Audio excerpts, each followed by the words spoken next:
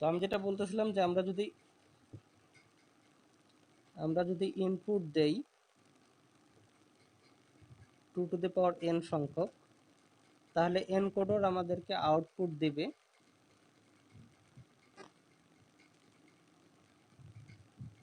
n সংখ্যক। এটাই সাধারণত হয়, তবে ব্যতিক্রম হইতে পারে। এটাই বেশিরভাগ ক্ষেত্রে হয়। যদি আমরা মনে করো ইনপুট দেই 8টা, 8টা মানে কত, 2^8, সরি 2^3 মানে 8টা ইনপুট যদি আমরা দেই তাহলে আউটপুট দিবে আমাদেরকে 3টা। আমরা যদি ইনপুট দেই 4টা অর্থাৎ 2^2 সংখ্যক, তাহলে আমাদেরকে আউটপুট দেবে 2টা। আমরা যদি ইনপুট দেই 2^4 অর্থাৎ 16টা ইনপুট দেই তাহলে আমাদেরকে আউটপুট দেবে 4টা। তো এটা হচ্ছে এনকোডরের কাজ, ঠিক আছে। এনকোডর আমরা যদি 2n সংখ্যক ইনপুট দেই আউটপুট দেবে n সংখ্যক। অর্থাৎ আমরা যে ইনপুটটা দেব এটা হচ্ছে 2n সংখ্যক ইনপুট দিব, বা আমাদের ইনপুটটাকে 2n সংখ্যক হিসেবে গ্রহণ করবে কম্পিউটার, আর আউটপুট হিসেবে দেবে n সংখ্যক, ঠিক আছে। তো এখন এনকোডরের বৈশিষ্ট্যগুলো এখানে আছে, যেগুলো এখন বললাম। যে এনকোডর কি করবে, এনকোডর হচ্ছে 2n সংখ্যক ইনপুট থেকে আউটপুট দিবে আমাদের n সংখ্যক, ঠিক আছে। এর পরের বৈশিষ্ট্য বলা আছে যে এনকোডরে যে কোনো মুহূর্তে একটি মাত্র ইনপুট 1 হবে আর বাকি সব ইনপুটগুলো 0 হবে। এটা যখন আমরা এনকোডরের বিস্তারিত এখন দেখব তখন বুঝতে পারবো। আর বলা আছে এনকোডরে একই সময়ে সকল ইনপুট 0 হতে পারবে না। আমরা প্রথমে এইটার উদাহরণটা দেখি, সব থেকে সহজ যেটা, যে 4টা ইনপুট দেব আউটপুট পাবো 2টা, এটা কিভাবে কাজ করবে। তাহলে এখানে আমরা একটা ট্রুথ টেবিল দেখি এটার উপর এনকোডরের, যেটা আমাদেরকে 2n ইনপুট থেকে আমাদেরকে আউটপুট দেবে n সংখ্যক। এটার একটা আগে আমরা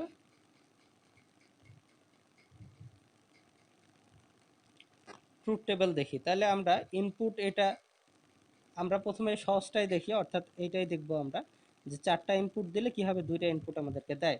তাহলে 4টা বলতে আমরা প্রথম ইনপুটকে যদি i0 ধরি, ইনপুট 0 মানে নাম্বারিং করতেছি আর কি। তো 0 থেকে শুরু করতে পারি, আমরা 1 থেকেও শুরু করতে পারি, এটা সমস্যা না।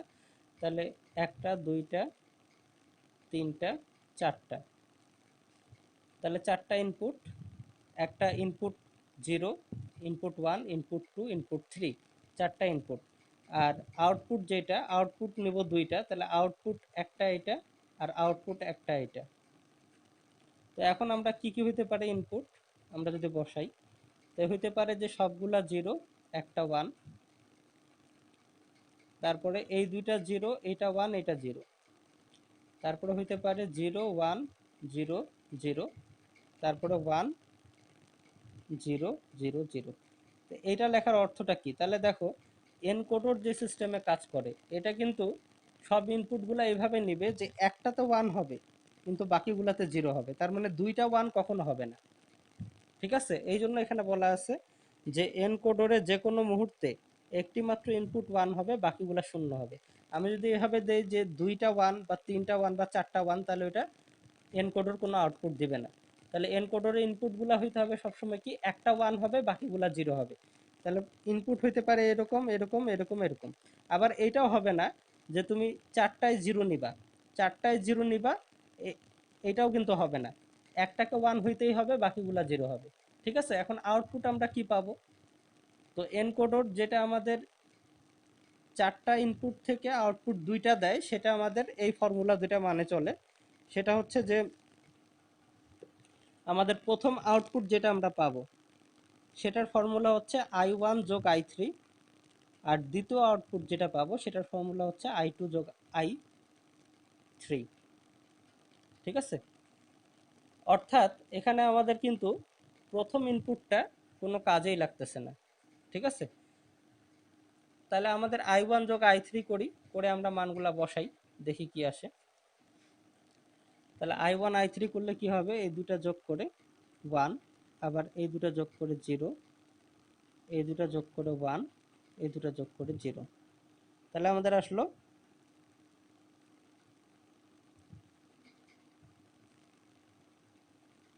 1 0 1 0, আচ্ছা একটু দাঁড়াও, আমার মনে হয় বইয়ে বোধহয় ভুল আছে। এখানে যেটা ফর্মুলা আছে আমি সেটা লিখছি, কিন্তু আমার মনে হয় বইয়ে ভুল আছে, এটা একটু দেখতে হবে আগে। প্রথম আউটপুট আসছে আমাদের 0011, তাহলে এখানে পুরাটাই ভুল লিখছে ওরা।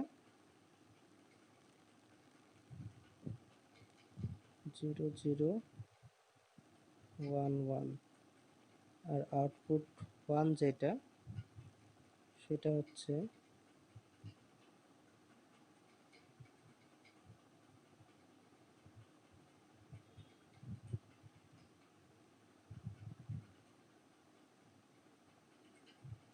আচ্ছা এখানে আমাদের ফর্মুলা যেটা বইয়ে ভুল লিখছে, বইয়ে মানে এটা অ্যাকচুয়াল যেটা হবে এখানে, ও নটের মান হবে আমাদের হচ্ছে আই নট যোগ I1, ঠিক আছে। আর আমাদের হচ্ছে ও ওয়ান যেটা, মানে আউটপুট 1 যেটা, সেটার মান হবে আমাদের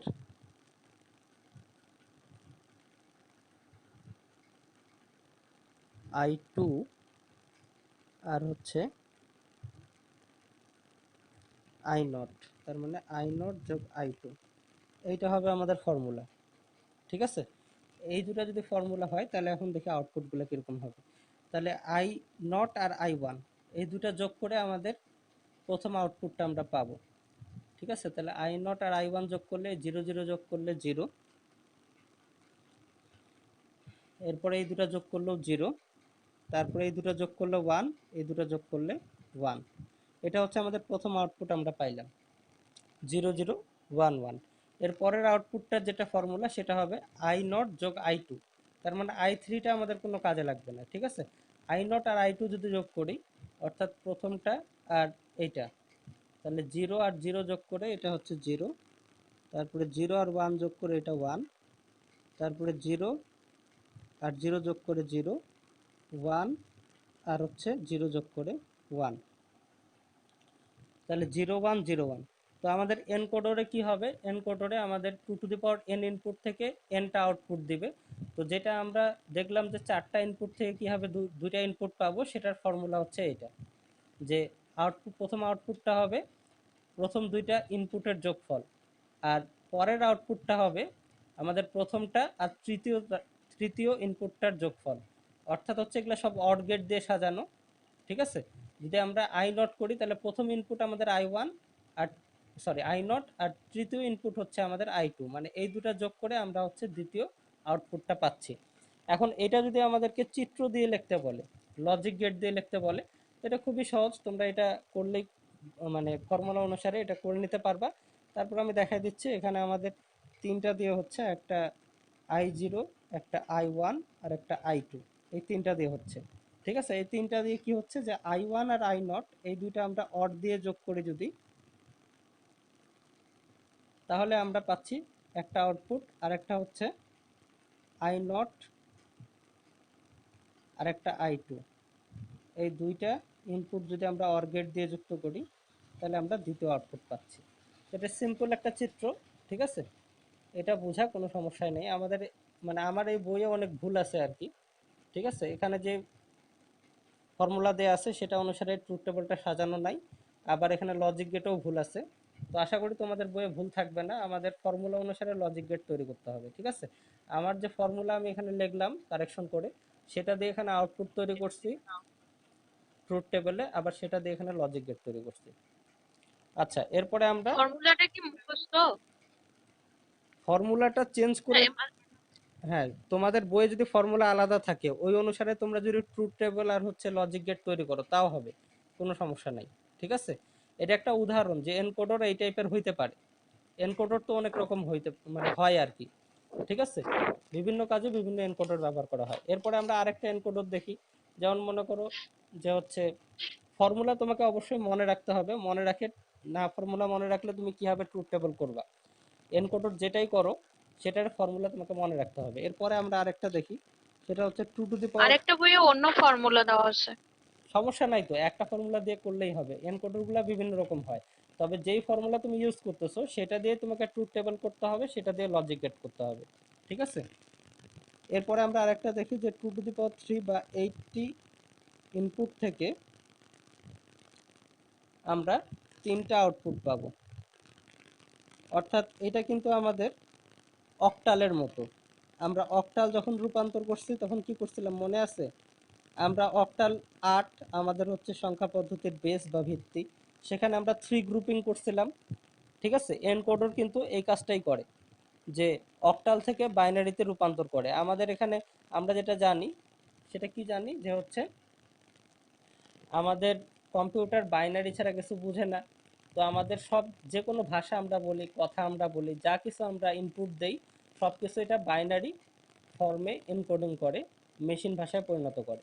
এরপরেও এটাকে আবার রূপান্তর করে ডিকোডিং করে ডিকোডারের মাধ্যমে ডিকোডিং করে আমাদেরকে আবার সেই কাঙ্ক্ষিত আউটপুটটা কম্পিউটার দিয়ে থাকে। তো এখন আমরা দেখব যে অক্টাল কোনো সিগন্যাল দিলে কীভাবে আমাদের কম্পিউটার সেটাকে এনকোডিং করে 3টা আউটপুট দিবে। 8টা ইনপুট থেকে 3টা আউটপুট কীভাবে দিবে সেটা দেখি। তাহলে এখানে আমাদের যে ফর্মুলা সেটা অনুসারে এখানে যে ফর্মুলা দেওয়া আছে, আমাদের প্রথম আউটপুট যেটা পাবো সেটা ফর্মুলা হবে এইটা 4 5 6 7। দ্বিতীয় আউটপুট যেটা পাবো সেটার ফর্মুলা হচ্ছে 2 3 6 7। আর তৃতীয় যে আউটপুট পাবো সেটার ফর্মুলা দেওয়া আছে I1 I3 I5 I7। তো এই ফর্মুলাগুলো দিয়ে আমাকে এখন ট্রুথ টেবল। ঠিক আছে, তো এখানে আমাদের 8টা ইনপুট দিব, পাবো 3টা আউটপুট। তো এখানে আমি করে নেই, ইনপুট এখানে আমি 8টা ব্যবহার করব। তাহলে আমরা এখানে প্রথম ইনপুট যেটা দেব সেটা হচ্ছে I0, তারপরে I1 I2 I3। তোমরা ইচ্ছা করলে I1 দিয়েও নাম্বারিং করতে পারো, I1 থেকে 8 পর্যন্ত, তাও হবে। ওটা মনে হয় হিসাবে আরও সুবিধা হবে। এখানে এইভাবে আছে, এই জন্য এইভাবে করাচ্ছি। 0 থেকে নিলে আমাদেরকে 0 থেকে 7 পর্যন্ত নিতে হবে। তাহলে আমাদের 8টা হবে, 1 2 3 4 5 6 7 8, 8টা। 8টা ইনপুট আর আউটপুট হচ্ছে 3টা। তাহলে হচ্ছে এক্স, ওয়াই আর জেড।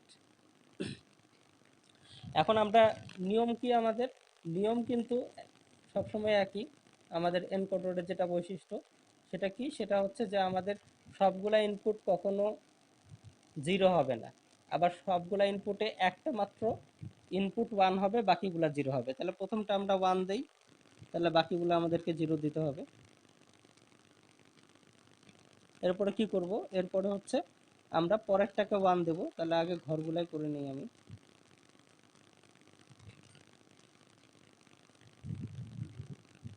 আচ্ছা দেখি কয়টা হলো, 0 1।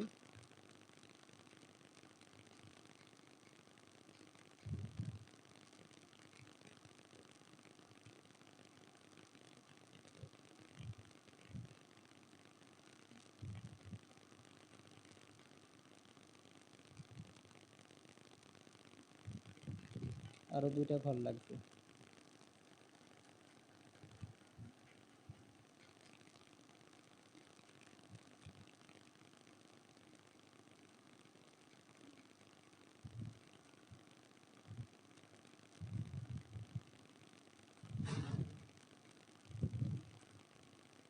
তাহলে এটাকে আমি এমনভাবে সাজাইলাম যে একটা ইনপুট আমি 1 নিছি আর বাকি ইনপুটগুলো হচ্ছে 0, আর কোনো ইনপুটে আমি 2টা 1 নেই নাই। তো এখন আমাদের ফর্মুলা যেটা সেটা অনুসারে সাজাইতে হবে। তাহলে 4 5 6 7, 4 5 6 7 আমরা যোগ করব। তার মানে প্রথম ইনপুট পাইতে গেলে আমরা শেষের 4টা যোগ করব। এখন শেষের 4টা যদি যোগ করি তাহলে এগুলা সবগুলাই 0 হচ্ছে।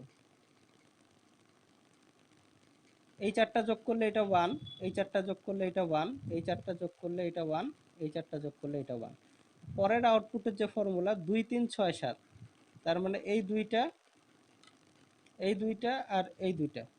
তো এখানে আসলে সহজ উপায় কি, যে আমাদের যেখানে এই দুইটা যখন যোগ করব তাহলে এইটা এখানে এই লাইনে দেখো এই 1 ছাড়া আর কিছু নাই, আবার এই লাইনে দেখো এই লাইনে এই 1 ছাড়াও কিছু নাই। তো এই জন্য আমরা যে কোনো একটা তো 1 দেখলে ওটা বসাই দিতে পারবো। যেমন আমাদের এখন করতে হবে কোন ফর্মুলা, 2 3 6 7। তাহলে 2 3 আর 6 7 এই প্রত্যেকটাই 0, যোগ করলে 0 হবে। 2 3 6 7 এগুলো সবই 0। এখন এইখানে 2-এর এখানে একটা 1 আছে, তাহলে এটার যোগফল 1 হবে। 3-এর এখানে একটা 1 আছে, এটার যোগফল 1 হবে। 6-এরটা কোথায় 1 আছে আর 7-এরটা, বাকিগুলা কিন্তু 0ই হবে। কারণ যখন আমি এটা যোগ করব, সবগুলা যোগ করলেও কিন্তু এটা 1 হবে।